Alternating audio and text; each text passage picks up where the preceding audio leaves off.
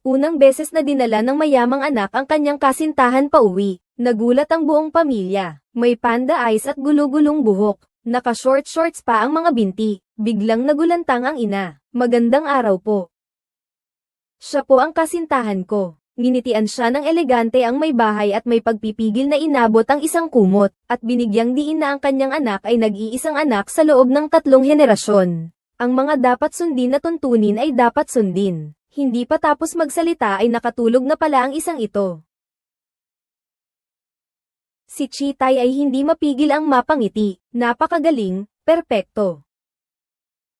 Ang pagiging totoo niya ay hindi inaasahang nakapagbigay ng magandang impresyon sa lola. Nais sanang pumayag ng bunso. Nakita ang nakakamatay na tingin ng manugang ay napilitang bumoto laban. Lubos na samasang ayon ng lola. Anuman, ang apo kong ayaw mag-asawa ay sa wakas ay nagkaintindihan na rin. Ngunit hindi niya alam na ito ay pawang paka na lamang ni Chitay. Umupa ng babaeng sawi sa pag-ibig para makasama sa pag-arte. Ang mahalaga, ayaw na niyang mabasa ulit ng tubig ng mga babaeng kanyang nililigawan. Ngunit kailangan muna niyang tulungan si Rose na maghiganti sa kanyang walang kwentang dating karelasyon. Una, dadalhin niya ito sa kanyang klinika ng pagpapaayos ng mukha. Ang mga lalaki ay mga paningin. Para mapagsisihan ka niya, kailangan mong magbago ng itsura. Ang dami naman palang kailangang ayusin. Masyadong malaki ang mukha. Ang taba rin ng mga braso. Huwag mo akong gagalawin.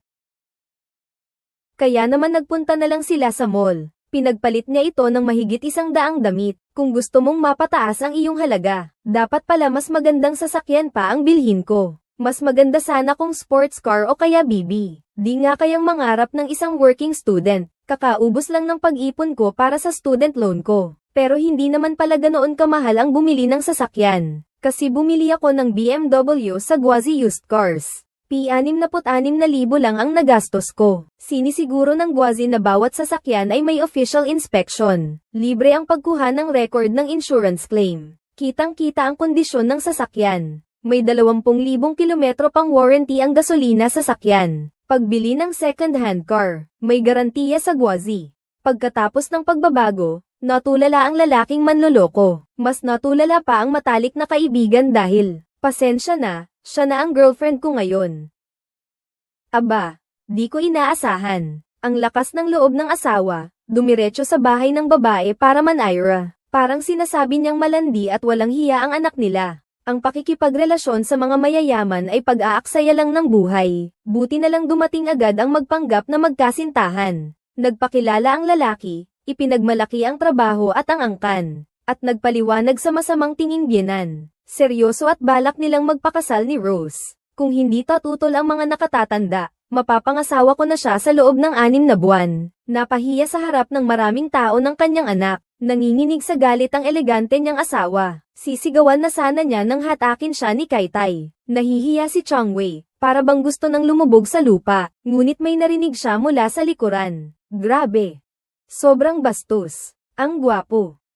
Kinabukasan, biglang nakipagbalikan ang ex ni Haiwang kay Rose. Ang dahilan, hindi niya matanggap na naging magkasintahan ang dalaga at ang kaibigan niya. Nakita ni Chitay ang kanilang pagtatalo. Para makaiwas sa paulit-ulit na panliligaw ng kanyang ina, tinulungan niya si Rose na maghiganti sa kanyang manloloko at malanding kaibigan. Tara na, hindi ba't napagkasunduan nating pumunta sa bahay ko? Hindi ko inaasahan na ang lalaking ito ay parang may kinain na hindi maganda ngayon. Habol na habol ko silang dalawa. Wala na akong nagawa kundi dalhin siya sa kondo ko. Grabe, ang laki naman ng bahay mo. Parang si Liu Laolaw si Chongwei sa Grandview Garden. Parang baliw sa kakapindot at kakadampot. Pero si Chitay, malala na ang OCD niya. Hindi niya matanggap na may gagalaw sa gamit niya. Pero umupo naman ito sa kanyang paboritong massage chair. Nang biglang may narinig siyang tunog ng pag-i-input ng password. Hindi na niya kailangang hulaan kung sino.